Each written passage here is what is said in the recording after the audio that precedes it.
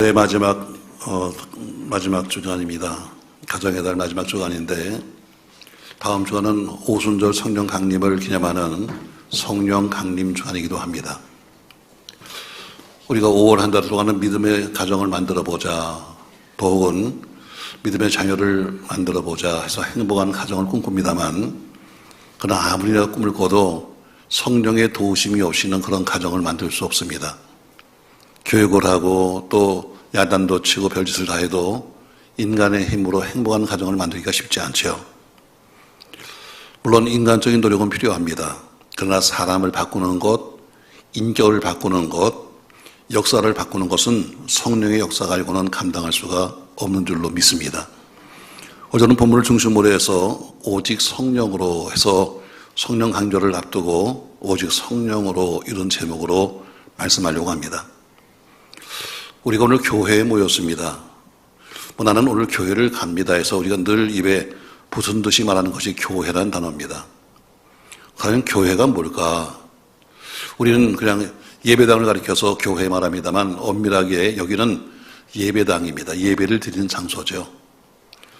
교회란 것은 뭐냐면 교회는 곧 성령 공동체입니다. 모든 신약교회, 모든 신약교회의 출발은 오순절 성령 강림절로부터 시작합니다.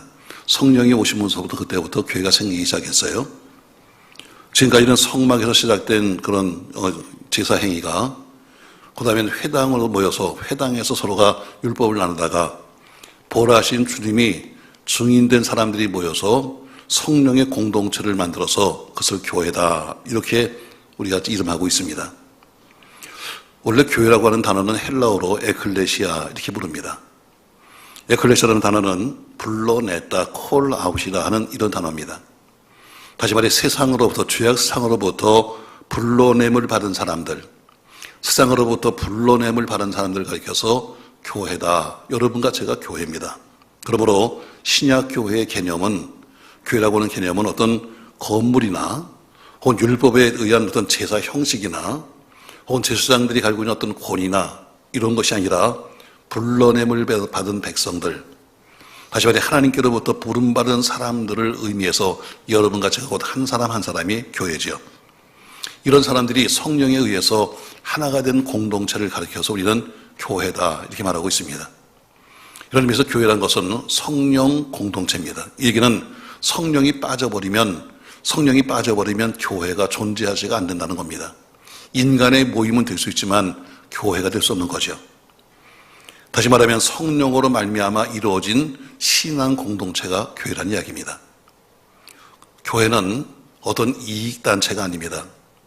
교회는 정치집단도 아닙니다. 교회는 자선기관도 아닙니다. 그럼에도 불구하고 교회는 하나님 나라의 확장, 전도를 위해서 때론 정치, 경제, 사회, 문화, 예술, 교육의 모든 영역에서 역량을 발휘해야 하는 생명력을 가진 것이 유기적 기관이 교회입니다. 다시 말해 이익집단도 아니고 경제집단도 아님에도 불구하고 우리가 전도하기 위해서 구제도 하고 전도하기 위해서 다니면서 정치에 개입도 합니다. 교회는 살아서 움직여야 합니다. 왜냐하면 교회는 생명체이기 때문이죠. 죽은 기관이 아닙니다. 교회는 살아있는 기관입니다. 이런 생명의 역사를 위해서 성령의 역사는 지금까지 계속되어 있고 세월이 흐르고 시대가 흐른다 할지라도 또 세대가 바뀌어서 새로운 시대가 온다 할지라도 교회는 오직 성령의 역사로만 부흥되고 성령의 역사로만 발전되고 성취됩니다. 다시 말해 성령이 빠져버리면 부흥되거나 혹은 발전할 수 없다는 이야기지요. 우리가 인간적인 방법으로 사람들을 모을 수 있습니다.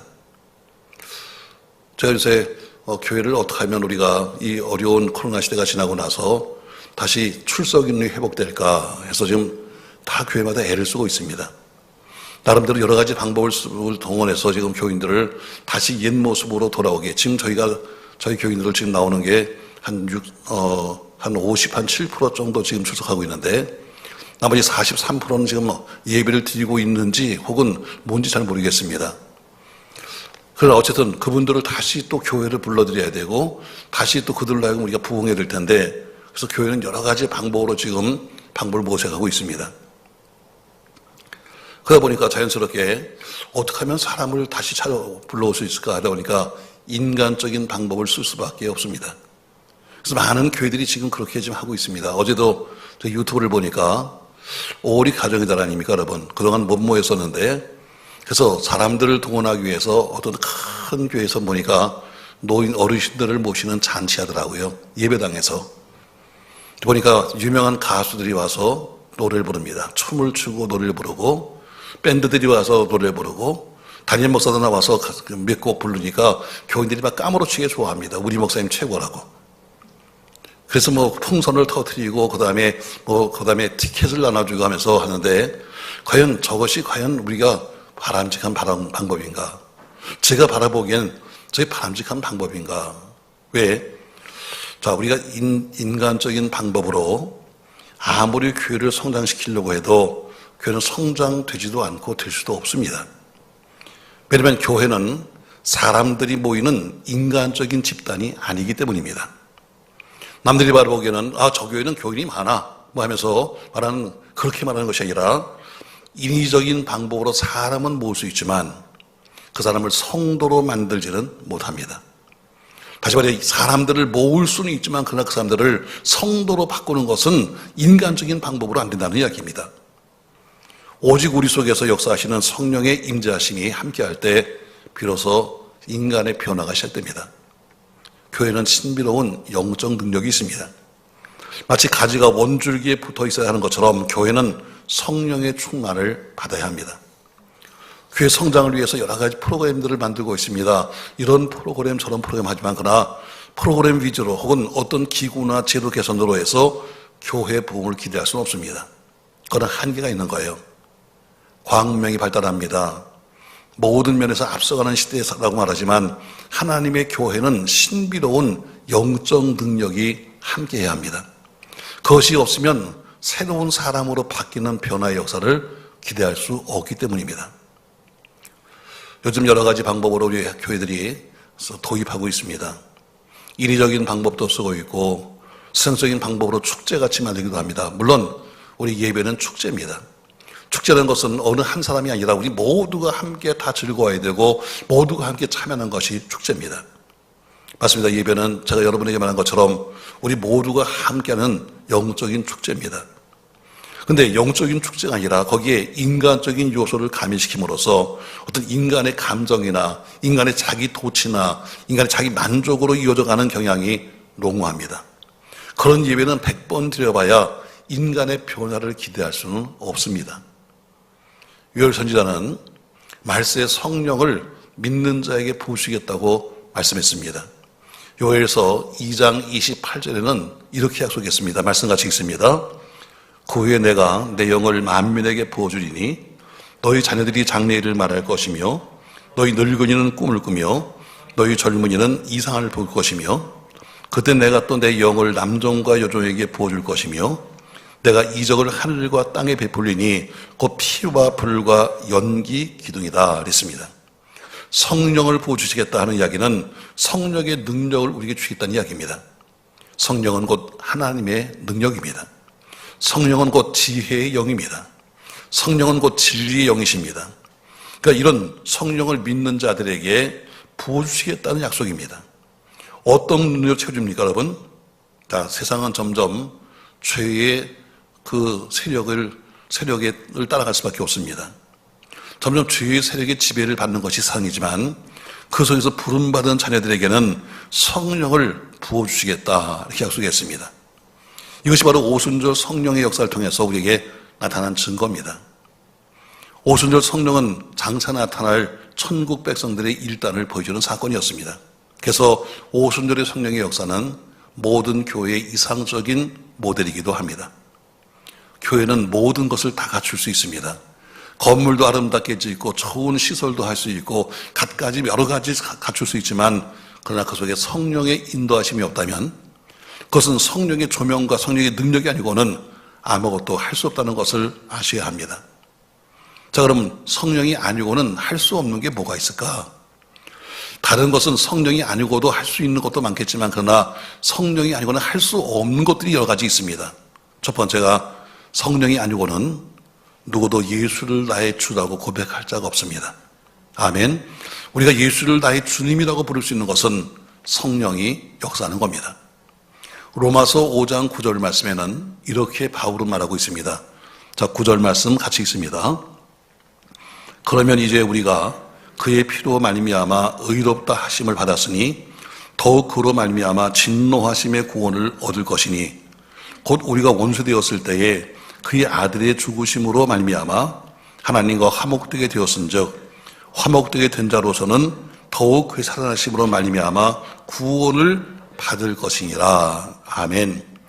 우리가 예수를 주님이라고 고백할 수 있는 것은 바로 내 힘이 아니라 성령으로 말미암은 것이다 하는 이야기입니다. 성령의 감동, 성령의 역사가 아니고는 예수를 나의 주라고 고백하지 못한다는 이야기입니다. 사실 그래요, 여러분.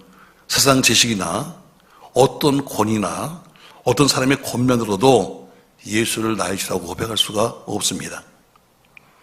외적 조건에 의해서, 예를 들어서 오늘 여기 오신 분들 중에서도 외적 조건, 야, 꼭 와봐. 꼭 와. 어떤 강요에 의해서, 또 혹은 누가 시켜서 마지못해 교회 오신 분도 계실 줄 압니다. 그러나 그렇게 해서 올 수는 있지만, 누구에 의해서 올 수는 있지만, 그러나 그 사람이 여기 왔다고 해서 참된 신자는 아니라는 이야기입니다.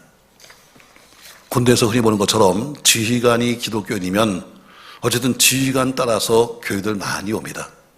그래야 진급도 하고 그래야 이익을 보니까 자기는 믿지 않아도 지휘관 때문에 오는 사람들 많이 봤습니다. 그러나 우리가 예수를 믿게 되고 교회에 나와서 예배드리는 것은 오직 성령으로 가능하지, 교회까지는 올 수 있다 할지라도 내가 예수를 주님하고 부를 수 있는 것은 성령의 은혜가 아니고는 안 되는 겁니다. 아마 여기 혼자 믿는 외롭게 믿는 분들도 다 아실 거예요. 안 믿는 남편을 그냥 교회로 한번 데리고 오려고 애쓰는 분들 많습니다. 가서 아양을 떨기도 하고 또 무슨 가서 뭘 잘해주기도 하고 하면서 여보 좀 한 번만 와봐, 한 번만 와봐. 그렇게 잘해줘도 남편들 고집 참 꺾기 쉽지 않습니다. 그 자기가 아는 아주 단편적인 지식으로 별별 이유 다 대면서 또 오히려 조롱하기도 하고 빈정거리면서 예수를 주로 고백하지 않습니다. 좀 더 심각하게 말한다면 우리 예수를 믿겠다고 교회에 오신 많은 분들, 아직도 교회까지는 왔지만 그러나 예수의 사람이 못된 사람들이 너무 많다는 이야기입니다. 이게 바로 우리 한국 크리스천들의 현실입니다. 한국에는 교회도 많습니다. 한국인 교회 다니는 사람도 많습니다. 그러나 예수의 사람은 많지 않습니다. 교회는 많은데, 교회에 오는 사람은 많은데 그 속에 진실로 예수를 나의 구주라고 고백하는 사람은 많지 않다는 이야기입니다. 무슨 말입니까, 여러분? 오늘 교회에 나가는 사람도 많고 예수 믿는 사람도 많은데 정말 내가 예수님이 나의 구주입니다 하고 고백하면서 그렇게 주와 함께 살아가는 사람들의 숫자가 적다는 이야기입니다. 전 여러분 스스로가 한번 생각해 보세요. 내가 정말 예수를 내가 내 주로 믿고 있나? 그냥 교회는 내가 오랫동안 다니고 여러 가지 직분도 있고 할 일 다 하고 있지만 그러나 내가 진실로 내가 예수를 내 주님이라고 내가 그렇게 믿고 있는가? 우리가 깊이 반성하고 돌아봐야 합니다.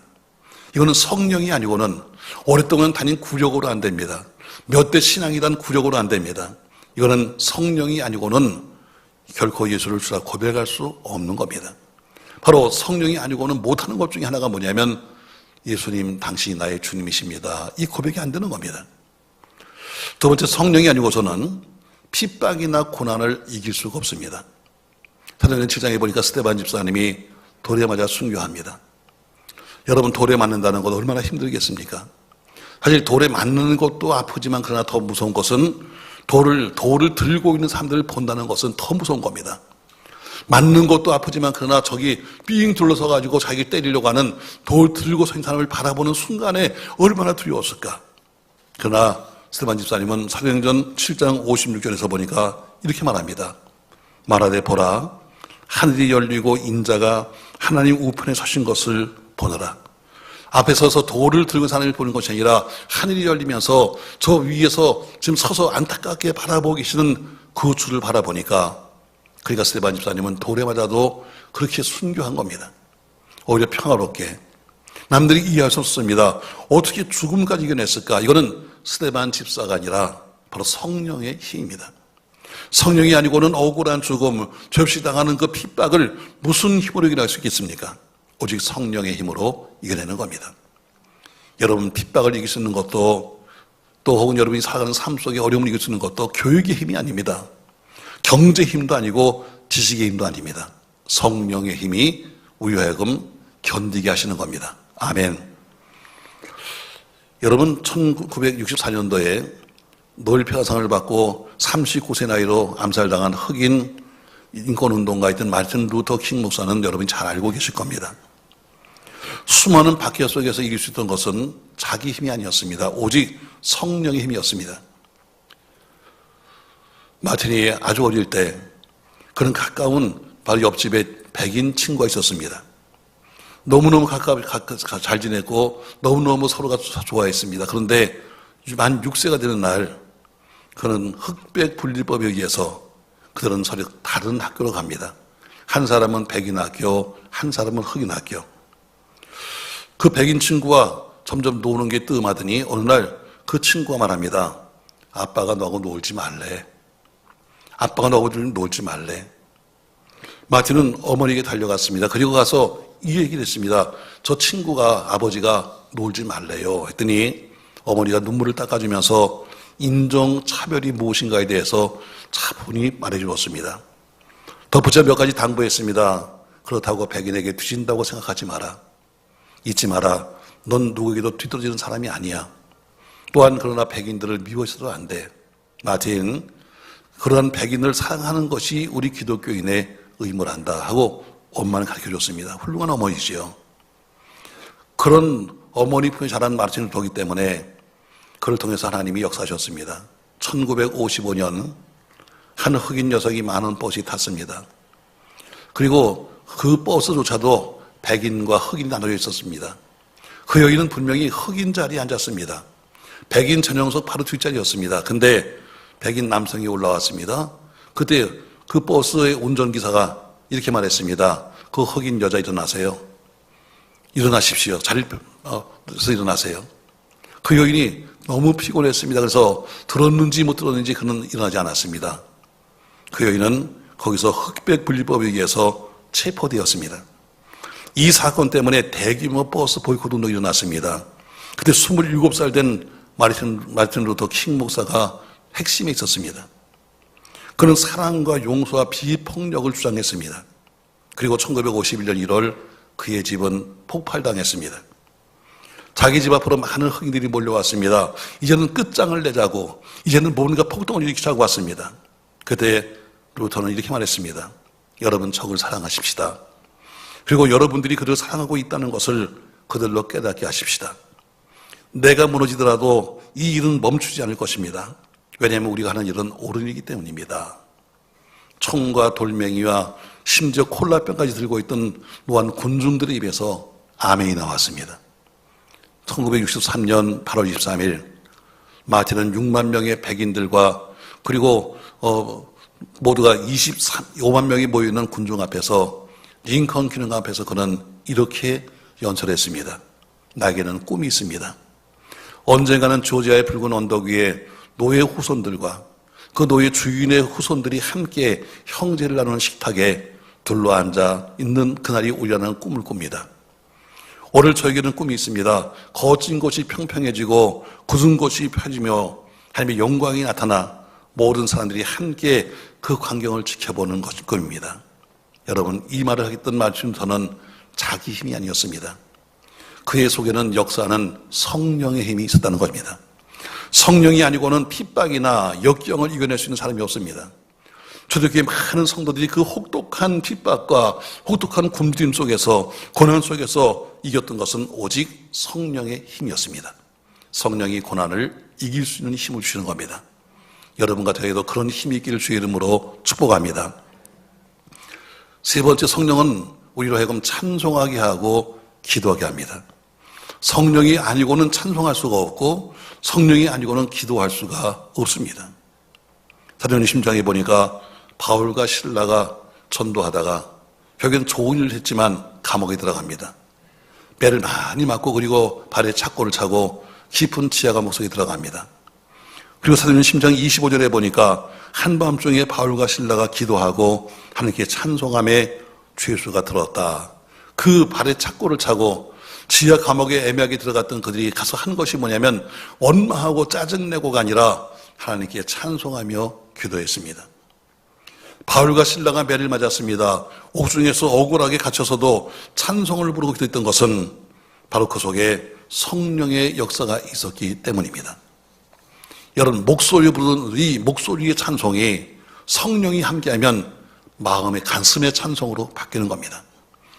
여기 악보에 있던 찬송이 성령이 충만하면 내 마음속에서 부르는 감동의 찬송이 되는 겁니다.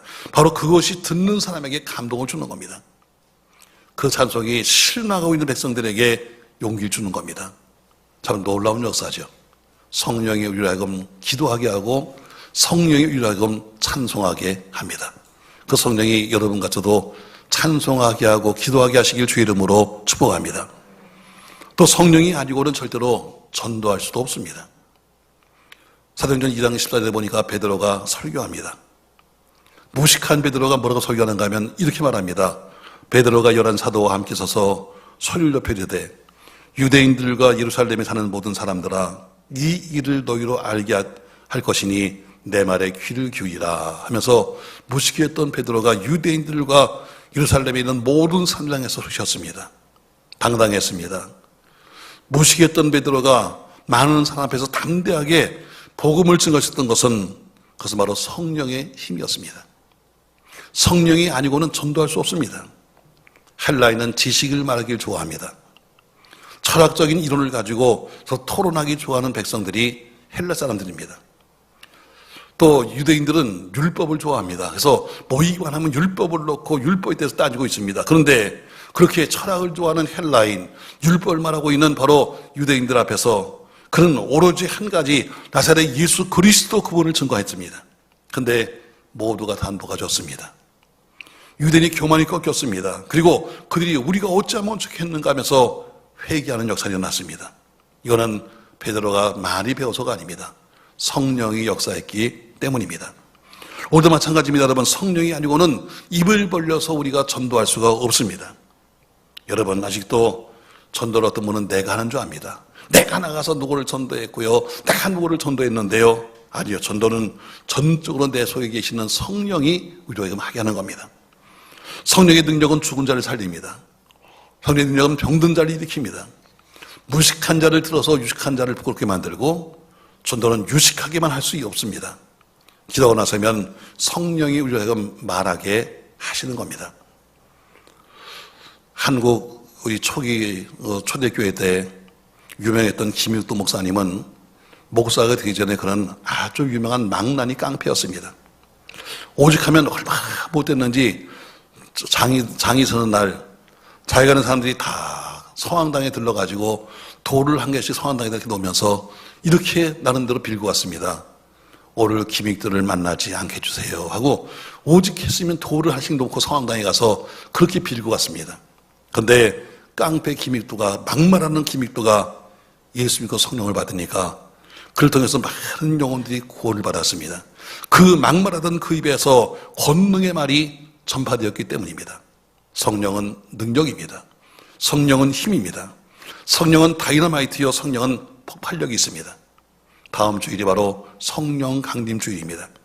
우리 모든 이 교회들의 생일입니다. 지금껏 믿는 사람이라고 만족하지 말고 예수의 사람이 되도록 성령 충만 받기를 주의 이름으로 축복합니다. 나는 교회를 다니는 사람이에요 이렇게 말하기 전에 난 예수를 믿는 예수의 사람이라고 말할 수 있길 바랍니다. 성령은 회개하는 사람들에게 임합니다. 내 속을 비우는 사람, 내 속을 깨끗하게 비우는 그곳에 성령님이 오시는 겁니다. 우리 모두가 하나 되는 교회, 성령 하나 되는 교회가 되기를 주의 이름으로 축복합니다. 1910년 한국교회 초기에 우리 믿음의 선배들은 이 땅에 100만 명을 전도하자 해서 100만 명 구령운동을 선포했습니다. 1910년도에. 그리고 성령의 능력을 구하면서 전도하기 시작했습니다. 그리고 110년이 지난 지금 우리는 100만이 아니라 1000만이 넘는 교인들이 있다고 자랑스럽게 우리는 선교 대국이라고 말하고 있습니다. 올해 성령 강결을 이제 준비하면서 우리는 2030년까지 앞으로 약 10년 동안 다시 성령의 재충만을 받아서 새롭게 100만 명의 영혼을 하나님께로 인도하자 하는 그런 슬로건 앞에 우리 성결교단 2030 100만 운동을 시작하고 있습니다. 우리 성결교에서 2030 때까지 우리 100만 명을 전도합시다는 이야기입니다. 그동안 코로나로 인해서 입을 열지 못했던 교회들 다시 전도의 새바람이 불고 있습니다. 지금까지 우리 모두가 다 나약하게 전부 다 입만 열면 코로나 때문이라고 핑계댔던 우리 교회들이 다시 전도의 바람이 불기 시작했습니다. 사랑하는 성도 여러분, 우리 교회도 이제 6월부터 이 지역의 영혼권을 위해서 파라솔 전도를 시작합니다. 전도란 얘기만 나오면 어떤 사람은 스트레스를 받습니다. 아이고, 난 전도의 은사가 없어서요. 난 능력이 없어요. 난 말을 못해요. 별 얘기 다 합니다. 그러나 파라솔 전도는 그런 거 아닙니다. 노진이 나오면 됩니다. 다른 전도는 다 교육도 합니다. 지식도 합니다만 파라솔 전도는 그냥 파라솔을 피고 지랄하는 분들에게 그냥 따뜻한 차, 시원한 차 한 잔씩 나눠주면 되는 겁니다. 누구나 다 할 수 있는 거예요. 제가 지난 금요일도 그랬습니다. 이건 누구나 다 할 수 있는 거다. 다만 한 사람은 안 된다. 수절증 있는 사람은 안 된다. 왜? 커피를 쏟을 테니까. 수절증 없는 사람이면 누구나 다 할 수 있다. 여러분, 저는 여러분이 함께 참여해서 성령의 능력을 보시기를 주의 이름으로 축복합니다. 오순절에 있던 성령의 역사가 우리 교회와 이 지역에 강하게 임하기를 바라면서 오전 여러분들에게 이렇게 설교했습니다. 제목은 오늘 오직 성령으로 이랬습니다. 교회는 성령 공동체입니다. 교회는 이익을 보는 기관도 아니고 자선기관도 아닙니다. 교회는 성령 받은 사람이 모이는 성령 공동체입니다. 우리가 왜 성령 받아야 하느냐? 성령이 아니고는 할 수 없는 일들이 있습니다. 바로 성령이 아니고는 예수를 나의 주님이라고 고백할 수가 없습니다. 은혜를 받아야지만 그 주님이 내 주님 되는 거지, 교회에 와서 앉아있다고 해서 주님이 내 주님 되는 거 절대로 아닙니다. 다시 말합니다. 한국 교회는 교인들은 많습니다. 그러나 하나님의 사람들은 많지 않습니다. 왜? 성령 충만을 받지 못했기 때문입니다.